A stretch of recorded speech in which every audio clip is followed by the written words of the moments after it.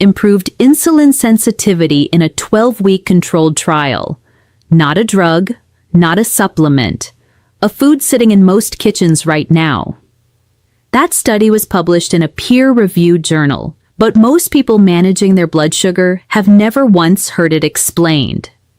There are 3 of these foods. You already know their names: eggs, nuts, and avocado. Millions of people over 60 eat them specifically for their health, and most are getting only a fraction of the benefit. The reason has nothing to do with which one they picked. It has to do with something no one ever explained: how these foods actually work inside a body fighting insulin resistance. For 50 years, you were told the opposite: limit the eggs, fear the yolk, fill up on safe bread and cereal instead. That advice traces back to a single 1968 study that quietly left out most of its own data, and it shaped what your doctor was trained to say. Today I'm walking you through all 3 in order: what each one does, when to eat it, and what to pair it with. But stay with me to the 3rd one, because there's one common mistake that cancels the entire benefit before the food ever reaches your cells, and most people make it every single day without knowing. Before we go further, I want to ask you something simple. This morning, what touched your plate first, the protein or the toast? Take a second and type just that one word below. I read through these, and it tells me a great deal about where your blood sugar starts each day. And if you'd like me to keep bringing you nutrition backed by real evidence for managing blood sugar after 60, consider subscribing so the next one finds you. To understand why these 3 foods get wasted, you have to understand where the fear of them came from. And it isn't a conspiracy, it's a documented piece of history that most people were simply never told.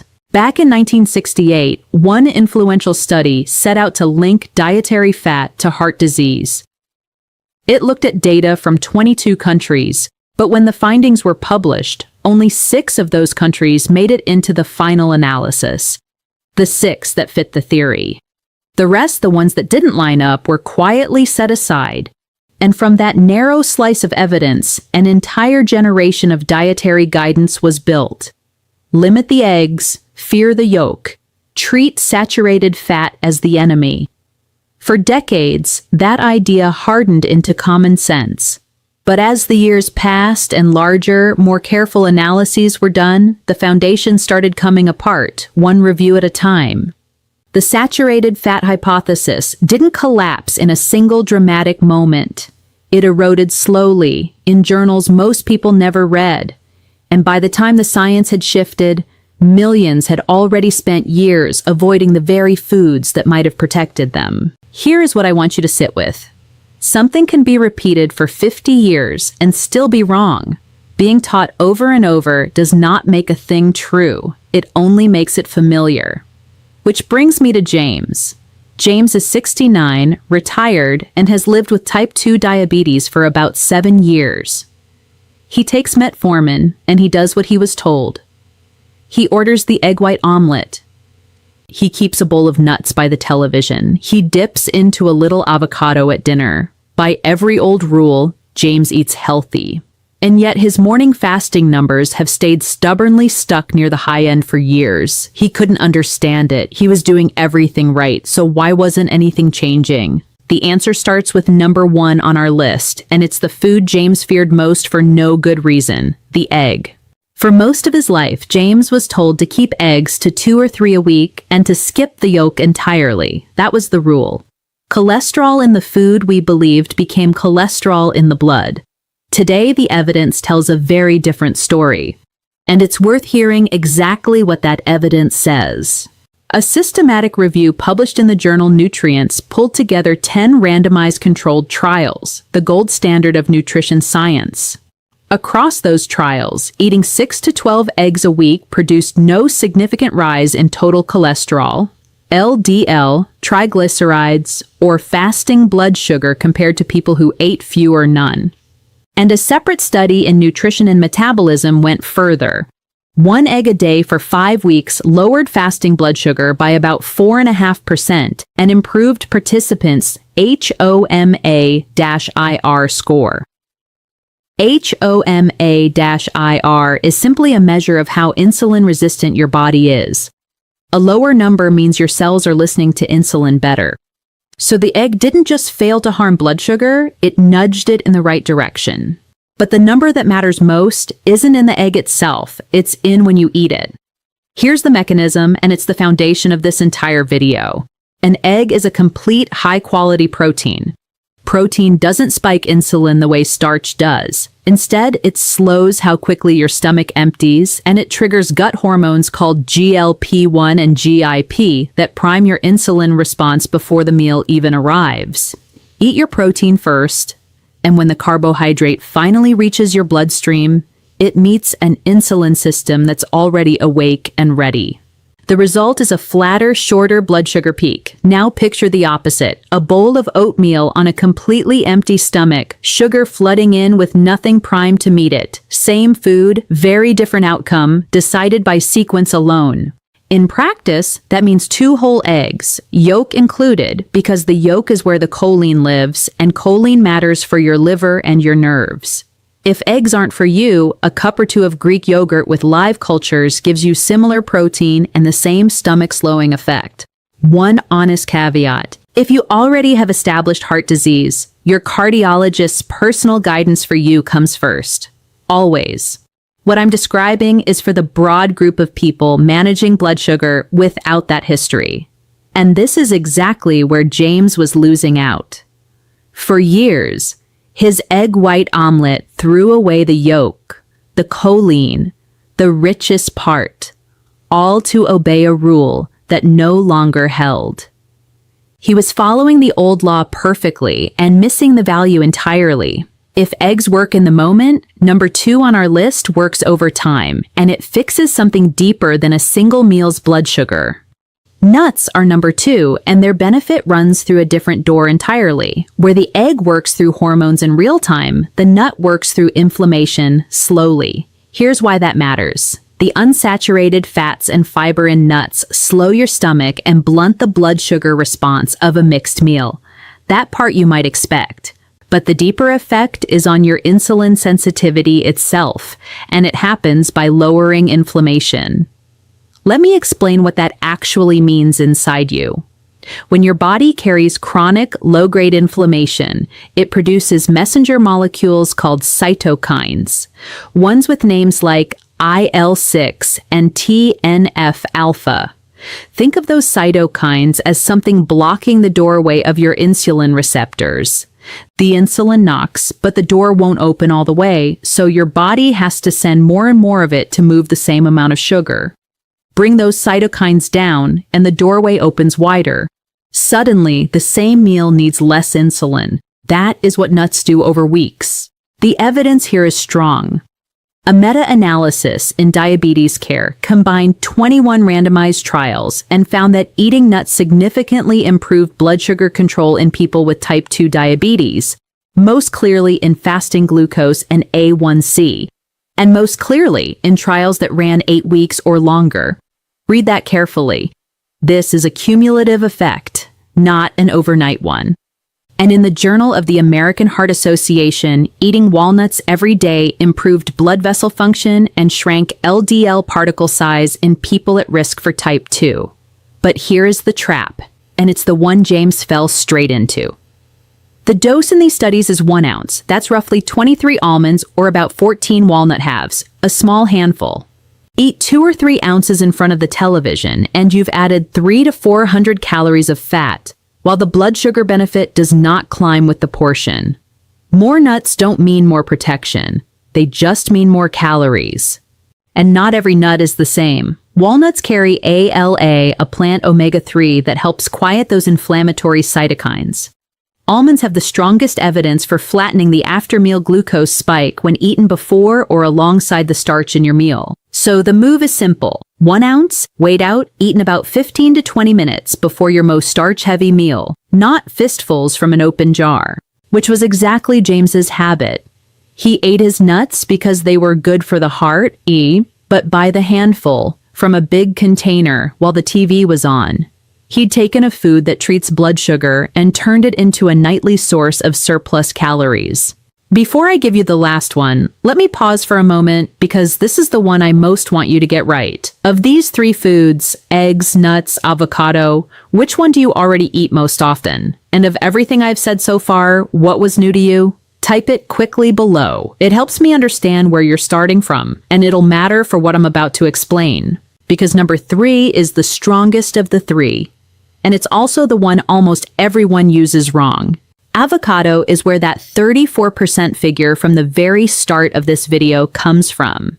In a 12-week randomized controlled trial published in the Journal of Nutrition, researchers took people with insulin resistance and replaced some of the carbohydrate energy in their diet with energy from avocado, keeping the total calories the same. Their Matsuda index improved significantly. The Matsuda index is simply a measure of how effectively your whole body responds to insulin. A better score means your cells are handling glucose far more efficiently. That is the study behind the number. But everything hinges on one word: replaced, not added. The people in that trial didn't spoon avocado on top of what they were already eating. They swapped it in avocado energy in place of carbohydrate energy. Add avocado to a plate that's already heavy with starch, and you do not get the result the study found. You just get a bigger meal. Here's the mechanism. An avocado is about 77% fat, and most of that is oleic acid, the same fat that makes olive oil so protective. Oleic acid lowers IL-6 and the other cytokines that jam your insulin receptors. So this is an anti-inflammatory effect, not a direct sugar-lowering one, and it builds over weeks, not minutes. On top of that, a single avocado brings around 10 grams of fiber, which slows the absorption of whatever starch is in that same meal. So the correct way to use it is a substitution. Half an avocado in place of 1 starch serving. Eggs and half an avocado instead of eggs and toast. Meat and vegetables with a quarter avocado instead of the side of rice. And there's a bonus. The fat in avocado helps your body absorb carotenoids, the anti-inflammatory pigments in carrots, tomatoes, and bell peppers. So you multiply the value of the whole plate of vegetables. Now, James would have told you proudly that he eats avocado, but his avocado came as guacamole, scooped up with corn chips. He was adding avocado on top of starch, doing the exact thing that breaks the mechanism. The fat and fiber were there, but they were riding on top of the very carbohydrate they were supposed to replace. This is the heart of it. Substitution is the mechanism. You cannot add your way to the benefit. And that single misunderstanding, added instead of replaced, is the mistake I promised you at the start. The one that quietly cancels everything before the food ever reaches your cells. Once you see that, the whole picture reorganizes itself because these three foods don't work on the same schedule at all. They run on 3 different clocks, and knowing which clock you're on changes everything about how you use them. The egg works inside the meal itself, 20 to 30 minutes, through that GLP-1 pathway I mentioned, which, and this is worth pausing on, is the very same pathway that an entire class of diabetes medications was built to target. With an egg eaten first, you're activating it for free. The nut works on a much slower clock, 6 to 8 weeks of steady daily use before the inflammation numbers actually move. And the avocado sits in between immediate help through substitution at the meal and an anti-inflammatory benefit that builds week over week. Here's why that matters so much. 1 egg on 2 mornings a week is not the protocol these studies measured. A random handful of walnuts once in a while does not shift a single marker of inflammation. The research measured consistency, and consistency is what produces the result. So, let me make this simple enough to actually do. Each meal, pick 1 fixed anchor. An egg first thing in the morning. 1 weighed ounce of nuts before your most starch-heavy meal. Half an avocado in place of a starch at dinner. 3 decisions, repeated. Not perfect, repeated. And this is where James's story turns. After about 10 weeks of correcting just those 3 things, the yolk back on the plate, the nuts weighed instead of grabbed, the avocado replacing the rice instead of riding on chips, his morning numbers began, slowly, to ease down. Nothing miraculous, no dramatic reversal. Just biology finally catching up to consistency. He hadn't found a new food. He'd finally started using the same 3 foods the way they actually work. Now, if you're one of the many people watching this who has been on metformin for years, I want to speak to you directly, because I know what question is forming right now. Let me be clear about one thing first. Nothing I've said is a reason to stop or change your medication. That is a decision between you and your doctor, and it stays there. But here is how these 3 foods fit alongside what you're already taking. They work at the cellular level, quieting the inflammatory signals that block your insulin receptors and slowing the absorption of starch before it becomes the sharp glucose peak your medication then has to chase down. In other words, they reduce the size of the job your treatment is doing, they lighten the load on a system that's already working hard. And for some people, followed closely by their doctor, tracking their numbers steadily over time, that lighter load has translated into a lower dose down the road. I want to be careful here. That is a documented outcome for some people, not a promise for everyone. Your body, your history, and your physician decide that, not a video.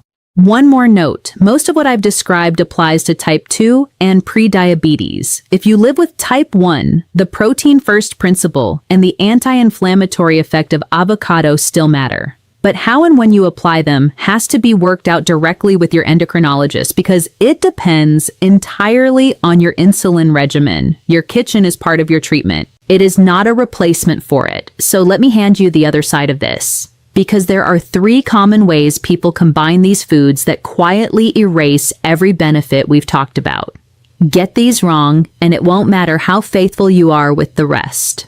The first mistake is coated nuts, honey-roasted almonds, flavored seasoned mixes, yogurt-covered anything. The nut underneath is still good for you, but the coating is a sugar delivery system. A single spoonful of that honey glaze can add 8 to 12 grams of fast-absorbing sugar, and that sugar undoes the very stomach-slowing, glucose-flattening effect you were eating the nut for in the first place. So keep it simple, raw or dry-roasted, lightly salted, nothing wearing a sweet shell. The second mistake is pairing avocado with refined starch. This is guacamole with corn chips. It's avocado toast on white bread. It's the avocado rolled into a tortilla next to a scoop of rice. The fat and fiber in an avocado can soften the impact of a small amount of starch, but they cannot neutralize a large serving of refined carbohydrate. Remember what that 34% study actually did. It replaced starch with avocado. It did not add avocado on top of it. The moment you pile it onto a bread-heavy plate, you've walked yourself right back out of the benefit. The third mistake is the quietest one, and it's on the stove. Frying your eggs in seed oil, vegetable oil, canola, soybean oil at high heat. Those oils, heated hard, produce oxidized fatty acids and compounds called AGEs. AGS are substances that actively promote insulin resistance and inflammation at the cellular level. So you take a food that helps your blood sugar and cook it in a way that works against it. The fix is easy. Cook your eggs in butter or olive oil over gentle heat or dry in a good nonstick pan. The oil you cook in is not a small detail. It's part of the protocol.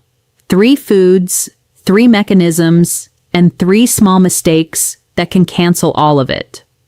Which is why the how matters every bit as much as the what. Even now, I know some of you are holding a real objection, a doctor's instruction, a tight budget, an allergy. So let me take the 3 I hear most, because there's a way in for every one of them. The first is, but my doctor told me to limit yolks and watch my cholesterol. That instruction was sound medicine in its time. But the American Diabetes Association's own standards of medical care, back in 2019, stopped setting a specific limit on egg intake for people with type 2 who don't have heart disease, because the evidence simply doesn't support restricting dietary cholesterol as a main way to lower cardiac risk. If your 2 eggs a week rule hasn't been revisited in more than 5 years, it's worth asking your current doctor one specific question about it. And of course, if you already have heart disease, your cardiologist's guidance stays first. The second is, avocado is expensive. Half an avocado a day runs around $30 a month. And frozen avocado costs less while keeping the exact same fat and fiber profile. Your biology does not care about the texture. The third is, I'm allergic to nuts. Then reach for pumpkin seeds or sunflower seeds instead. They don't carry the omega-3 that walnuts do, but they give you monounsaturated fat, fiber, and magnesium, a mineral tied to better insulin sensitivity across a good number of trials. Underneath every one of these is the same set of principles: protein before starch, anti-inflammatory fat in place of refined carbohydrate, fiber to slow absorption. The three foods are only the vehicles. It's the principles that actually move your numbers, and the principles bend to fit almost any life. So let's bring this all the way back to where we started. The problem was never which food to choose: eggs, nuts, avocado. You already had the right foods in your kitchen.